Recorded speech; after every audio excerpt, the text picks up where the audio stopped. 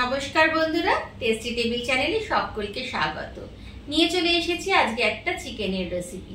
শুধুমাত্র টক দই আর গোলমরিচ দিয়ে বানিয়ে নেব একটা অসাধারণ স্বাদের চিকেনের রেসিপি। চলুন তাহলে রান্নাটা শুরু করা যাক। মাত্র দুটি উপকরণে বানিয়ে নিতে পারবেন দারুণ স্বাদের এই চিকেনের রেসিপি। পেঁয়াজ, আদা, রসুন ছাড়া বাড়িতে থাকা এই দুটো উপকরণ দিয়ে বানিয়ে নিতে পারবেন এই চিকেনের রেসিপিটি, যা খেতে অসাধারণ হয় আর হয়েও যায় এত তাড়াতাড়ি যে ঝামেলা ছাড়াই খুব ঝটপট বানিয়ে নেওয়া যায়। বাড়িতে অতিথি এলে এরকম একটা চিকেনের রেসিপি থাকলে আর কিছু বিশেষ করতে কিন্তু লাগে না। ভাত, পোলাও আর নান, পরোটা দিয়েও কিন্তু খেতে ভালো লাগে চিকেনের এই রেসিপিটি। চলুন দেখে নেওয়া যাক রেসিপিটি। প্রথমে আমি চিকেন নিয়ে নিয়েছি। এখানে চিকেনটা প্রথমে ম্যারিনেট করে নেব। বেশ অনেকটা পরিমাণে টক দই দিলাম, প্রায় 3-4 টেবিল চামচ ভর্তি।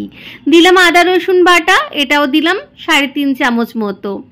দিলাম লঙ্কার গুঁড়ো ছোট চামচের 2 চামচ, আর দিলাম একটু বেশি করে গোলমরিচের গুঁড়ো। চাইলে আপনারা বাড়িতে গুঁড়ো করেও দিতে পারেন, এতে কিন্তু স্বাদ আরও বেশি ভালো হবে। আমি কেনা গুঁড়োটাই ব্যবহার করেছি। দিয়ে দিলাম 1 টেবিল চামচ সাদা তেল।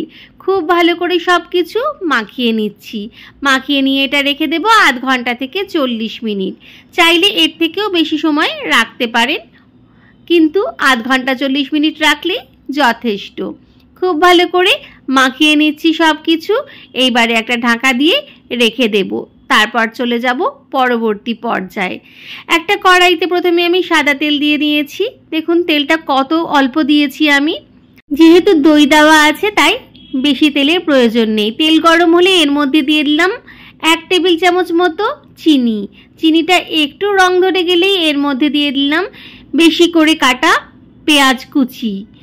চিকেনটাও বেশ অনেকটা পরিমাণে আছে, প্রায় 1.5 কেজির কাছাকাছি চিকেন আছে, তাই জন্য এখানে পেঁয়াজটাও একটু বেশি করে ব্যবহার করেছি। 3টে বড় পেঁয়াজ এখানে আমি ব্যবহার করেছি। দিয়ে দিলাম সামান্য পরিমাণে নুন। একটু ভালো করে নেড়ে চেড়ে নিচ্ছি যাতে তাড়াতাড়ি পেঁয়াজটা নরম হয়ে লাল হয়ে যায়। এই দেখুন পেঁয়াজটা কিন্তু নাড়তে নাড়তে এরকম লাল হয়ে গেছে। এর থেকে বেশি লাল আমি করব না। এইবারে দিয়ে দেবো এর মধ্যে ম্যারিনেট করা চিকেনটা। চিকেনটা দিয়ে একটু নেড়ে চেড়ে নেব, তারপর ঢাকা দিয়ে রেখে দেব। এর থেকে বেশি কিছু কিন্তু করার দরকার নেই। খেতে মেহনত বা পরিশ্রম কিন্তু অনেকটা কমই লাগে, অথচ খেতেও কিন্তু অসাধারণ হয় চিকেনটা। দিয়ে দিলাম যে বাটিতে ম্যারিনেট করেছিলাম তাতে যে মশলাটা ছিল তাতে সামান্য জল দিয়ে জলটা দিলাম। 1/2 কাপ মতো জল এখানে আমি ব্যবহার করেছি। ভালো করে সব কিছু মিশিয়ে নিচ্ছি। ভালো করে মিশিয়ে নিয়ে একটু নেড়ে চেড়ে নিচ্ছি। এইবারে দিয়ে দেব এর মধ্যে রঙের জন্য কাশ্মীরি লঙ্কার গুঁড়ো, সাথে দেব সামান্য পরিমাণে নুন। নুনটা পেঁয়াজ ভাজার সময় দিয়েছিলাম, কিন্তু চিকেনটা দেওয়ার পরে আরও একটু নুন দিয়ে দিলাম, সেটা মাথায় রেখেই। ভালো করে সব কিছু মিশিয়ে নিচ্ছি। সব কিছু মিশে গেলে এবারে ঢাকা দিয়ে দেব। ঢাকা দিয়ে চাইলে আপনি অন্য রান্না করতে পারেন বা অন্য কাজও সেরে নিতে পারেন এই ফাঁকে। দেখুন চিকেন থেকে জল বেরোতে কিন্তু শুরু করেছে। একটা ঢাকা দিয়ে দিলাম। 5-7 মিনিট পর ঢাকাটা খুলে নিচ্ছি। দেখুন চিকেন থেকে কত পরিমাণে জল বেরিয়েছে। এই জলেই কিন্তু চিকেনটা সেদ্ধ হয়ে যাবে, আর আলাদা করে কিন্তু জলের ব্যবহার করব না। একটু নেড়ে চেড়ে নিয়ে আরও একবার ঢাকা দিয়ে দেব 5-7 মিনিটের জন্য।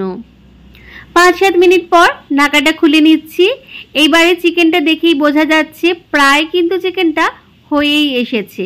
আরও একবার সব কিছু খুব ভালো করে নেড়ে চেড়ে নিয়ে এইবারে এর মধ্যে দিয়ে দেব আরও একবার গোলমরিচ গুঁড়ো। এই রান্নাটাতে দই আর গোলমরিচ দিয়েই কিন্তু হয়ে থাকে, তাই গোলমরিচটা একটু কিন্তু বেশি করেই দিতে হবে। গ্যাসের ফ্লেমটা একটু বাড়িয়ে দিয়ে আরও একবার খুব ভালো করে নেড়ে চেড়ে নিচ্ছি। যতটা আপনি গ্রেভি চান ততটা গ্রেভি রাখবেন। রান্নাটা কিন্তু একদম রেডি। ওপর থেকে একটু কাঁচা লঙ্কা কুচি ছড়িয়ে দিলাম। গ্যাসের ফ্লেম এবারে বন্ধ করে দিয়েছি। ঢাকা দিয়ে রেখে দেবো স্ট্যান্ডিং টাইমের জন্য 5 মিনিট।